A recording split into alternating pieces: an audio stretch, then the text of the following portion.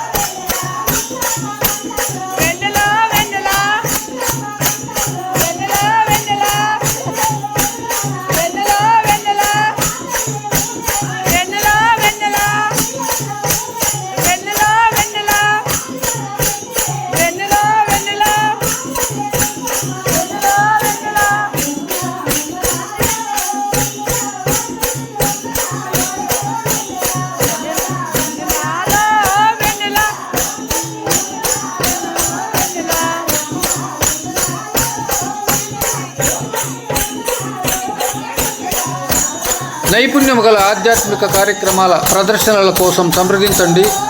ఆధ్యాత్మిక కార్యకర్త ఎం Shailaja. Phone number స్క్రీన్పై.